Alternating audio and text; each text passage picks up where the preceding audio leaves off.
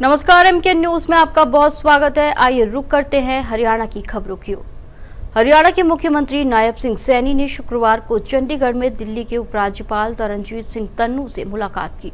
इसे शिष्टाचार भेंट बताया जा रहा है, लेकिन बैठक में हरियाणा, दिल्ली और राष्ट्रीय राजधानी क्षेत्र से जुड़े विभिन्न प्रशासनिक और विकासात्मक विषयों पर चर्चा होने की जानकारी सामने आई है।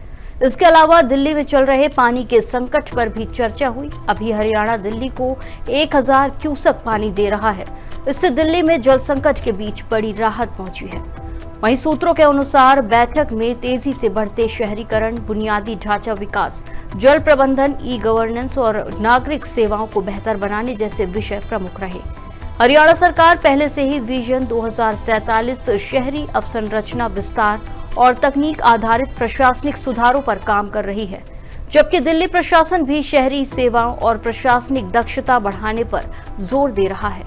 हाल के महीनों में मुख्यमंत्री नायब सैनी विभिन्न अंतर्राज्यीय विषयों, विशेषकर जल संसाधन, निवेश और बुनियादी ढांचा परियोजनाओं को लेकर लगातार उच्च स्तरीय बैठकों में सक्रिय रहे हैं।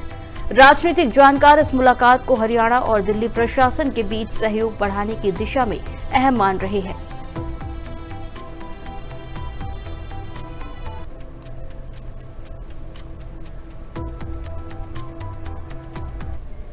हरियाणा के पंचकूला जिले में विश्व पर्यावरण दिवस के अवसर पर राज्य स्तरीय कार्यक्रम आयोजित किया गया।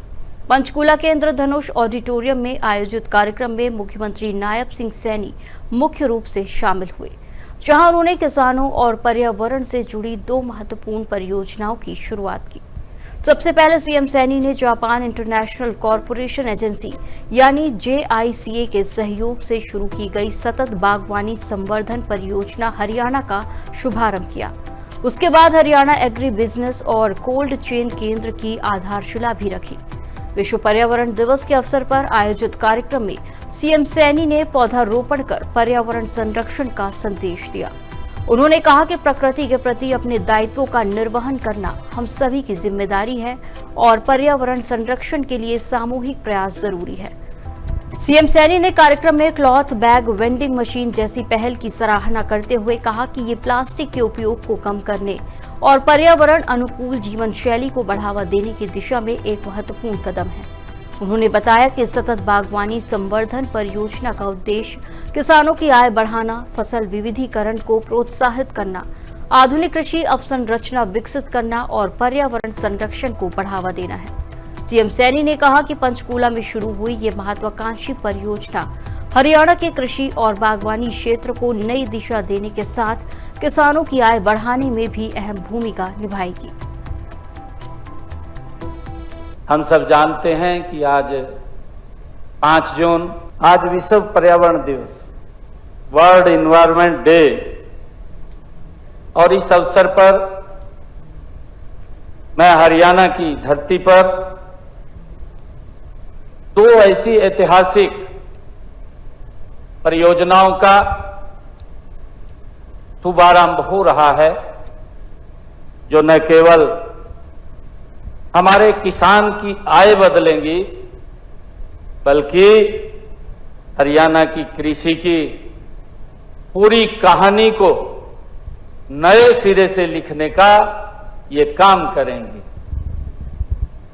साथियों, 2 जून 2024 हमारे देश के यशस्वी प्रधानमंत्री आदरणीय नरेंद्र मोदी जी ने एक पेड़ मां के नाम अभियान का आगाज किया था। उन्होंने उस समय कहा था, आदरणीय मोदी जी ने कहा था कि जितना सम्मान हम अपनी जन्म देने वाली मां को देते हैं, उतना सा ही सम्मान हमें धरती मां को भी देना होगा। इसी कड़ी में मुख्यमंत्री नायब सिंह सैनी ने पर्यावरण संरक्षण को बढ़ावा देने के लिए कई महत्वपूर्ण घोषणाएं भी की। सीएम सैनी ने सूरजमुखी फसल के पंजीकरण के लिए पोर्टल को 60 दिनों के लिए दोबारा खोलने की घोषणा की है। इस अवधि में किसान अपनी फसल का पंजीकरण आसानी से कर सकेंगे। उन्होंने बताया कि वन विभाग द्वारा इस वर्ष 1.5 करोड़ पौधे रोपे जाएंगे। वहीं पक्षी दर्शन पर्यटन सर्किट विकसित किया जाएगा, जिससे इको टूरिज्म को बढ़ावा मिल सके। इसके साथ ही पिपली चिड़ियाघर के लिए 70 करोड़ रुपए और भिवानी चिड़ियाघर के लिए 25 करोड़ रुपए की लागत से नवीनीकरण कार्य किए जाएंगे। सरस्वती संरक्षण वन में 55 करोड़ रुपए की लागत से पक्षी विहार का निर्माण भी प्रस्तावित है। उन्होंने बताया कि पौधागिरी अभियान के तहत इस वर्ष प्रदेश के स्कूली बच्चों को 20 लाख पौधे वितरित किए जाएंगे। क्योंकि आज वर्ल्ड इन्वायरमेंट डे है, इस अवसर के ऊपर पीपली कुरुक्षेत्र में साथियों जो चिड़ियाघर है उसका नवीनीकरण किया जाएगा।